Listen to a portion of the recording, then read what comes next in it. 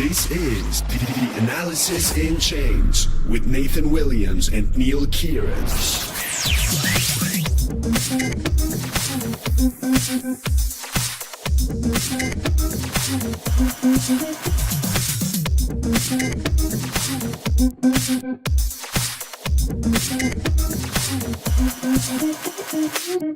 Welcome to Analysis in Chains. I'm Nathan Williams.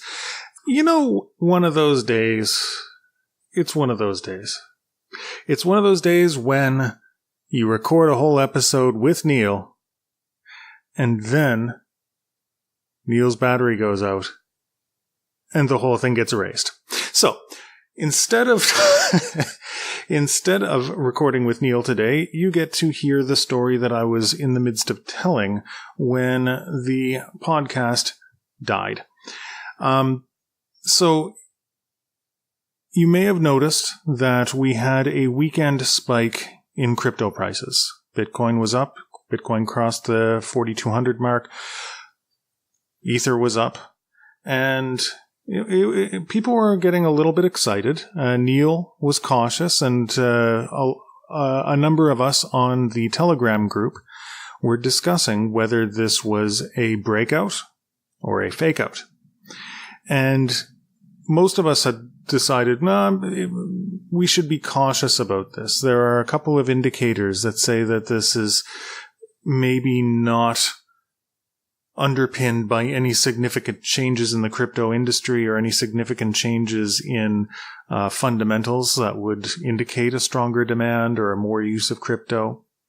So maybe it was going to drop down.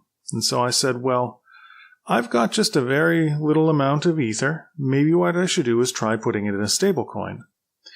And it's funny, because as much as I've done all of this crypto talking, I've been mostly focused on the technology. I've been mostly focused on talking to people who have interesting projects, learning about them, learning about consensus mechanisms, trying to design my own project. As you know, I run a project called MindSpider. I have not done a lot of trading, and I don't have much crypto. I bought a little bit of crypto back in early 2018, right when it was falling. So I tried to catch that falling knife, and that did not work out super good. But here we are today, and like most people, we lost a bit of value. But I never got into the trading back and forth of different cryptos, so I decided to see how easy is it. How easy is it to put my Ether in a stablecoin now that it's gone up, just to hedge my bets to see what'll happen, and if I can maybe keep the price stable if Ether drops back down. So if you're like me and you haven't done a lot of this, then maybe you'll benefit a bit from the adventure. So there's a lot of things you don't know necessarily before you get started. First thing is, how do you exchange one coin for another? Well, you have to find an exchange. And what an exchange is a centralized company, usually, that will have a wallet in Ether, and they'll have a wallet in the coin you want to trade into, and then they will automatically execute a trade, usually with a computer program of some sort. But you have to trust them to make the trade. And it's a bit nerve-wracking, because the first thing you do, you sign up, do a little KYC so they know who you are. And KYC just means know your customer, and because they want to prevent money laundering. And then you have to transfer your cryptocurrency, in my case Ether, to the exchange. They'll give you an address, and you have to transfer it. And you get a little nervous, because this is not a bank. This is a bit like an electronic cash transfer. So you send out your crypto, and then you have to wait, and you wonder, did I get it right? I mean, I did copy paste it, but what if it went into the void? And as soon as you press send, you wonder, did I double check or triple check that the URL is correct, that this is the real exchange? And so, I was a little nervous. Now, the thing you have to think about when you go for an exchange is which exchange to use. And this is not inherently obvious because not all exchanges offer all trading pairs. See, for an exchange to work, it's not enough that they have a wallet that can hold Ether and a wallet that can hold Bitcoin and a wallet that can hold any other type of coin. They also have to have a computer program that will execute the trade with that trading pair, and each trading pair has to be added separately. And so if you want to exchange Ether to what I was exchanging into, which was DAI.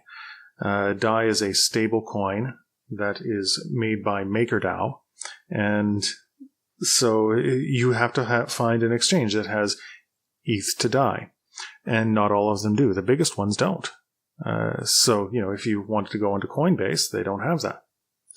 So I found an exchange and I went on it and I put in my Ether. And I found out when I got started that there's another problem that you don't anticipate when you want to make this exchange, and that is how much volume is being traded. Essentially, all the exchange is doing is finding people that want to buy Ether and sell DAI, and finding people who want to sell Ether and buy DAI and matching them up. And so if you've got only a few people that want to sell DAI, you might not be able to buy it. And this is what I found, is that there was some volume, but we ran out of people to buy from before I had finished converting my Ether, because there wasn't that much volume going on. So, and this is what happens, is that you might end up only converting a small amount of it. And so if you are, let's say you're holding on to Bitcoin, and you're thinking, oh, wow, Bitcoin just went up to 15,000, to 20,000. I should sell. You can't sell immediately. Sometimes it'll take you a few hours until people come along that you can sell to. Sometimes it can take more than a day if you're going for an odd coin that doesn't have a whole lot of volume to it. So, my story. I go on the site, I transferred the Ether, and it went fine. And my Ether appeared in the little online wallet that is part of the exchange.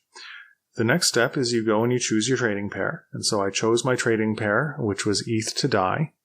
And the reason I wanted DAI was because it's more or less linked to the US dollar. It's I wanted something where I knew the Ether would remain. If the Ether dropped, then the value that I had would stay the same.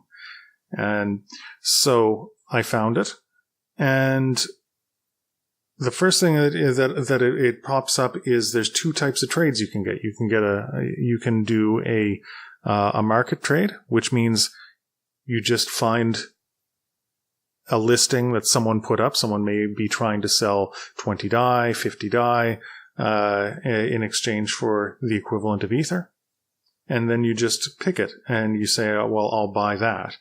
Or you can put a limit. You can say, I want to buy 10,000 DAI at a minimum price, or 100 DAI at a minimum price. And it won't execute that trade until your minimum price is met, until someone accepts basically your offer. And so because of that, I ended up selecting a few of the existing offers, and I wasn't getting the exact price for my Ether that I expected. So I was like, maybe I should take the rest of my Ether off and put it into a different exchange in order to find more volume so that I can actually get my Ether into DAI. And what I found was I had tried to sell a certain amount of Ether, only about a tenth of it went through. And then the rest of it wasn't appearing right away in my wallet, so I couldn't withdraw it. And this is a challenge that it came back eventually, but I was panicked that I had done something wrong at first. But these are computer programs that are interfacing with blockchain, and sometimes they will take a few minutes to update themselves. And so you have to be aware of this. And then when I wanted to remove my Ether from the wallet on the exchange back to my wallet, which you should always do, there is a minimum amount that you have to have with many of these exchanges, and they'll charge a small transaction fee for doing this. So none of this is a big deal. It's just this was the first time running through it, and I got to see firsthand all of the different hurdles and things you have to get used to. Now, I know that in sharing this, as someone who's run a blockchain and cryptocurrency podcast for the past 2 years, that maybe I sound a little bit like a noob. But that's okay, because I was one. And in the end, I was able to exchange a very small amount of the Ether that I put up there for DAI. There wasn't a lot of volume. And in the end, the price of Ether went up a little more. I think it went up to 160 over the weekend and then promptly fell. And so I didn't completely hedge against it, but at least I was a little bit diversified. So that was my heroic story of wrestling with an exchange. And if you have any exchange stories or getting used to doing crypto finance that you would like to share or talk about, why don't you come join us on the Telegram and we can chat about it. So until next time, keep on hashing.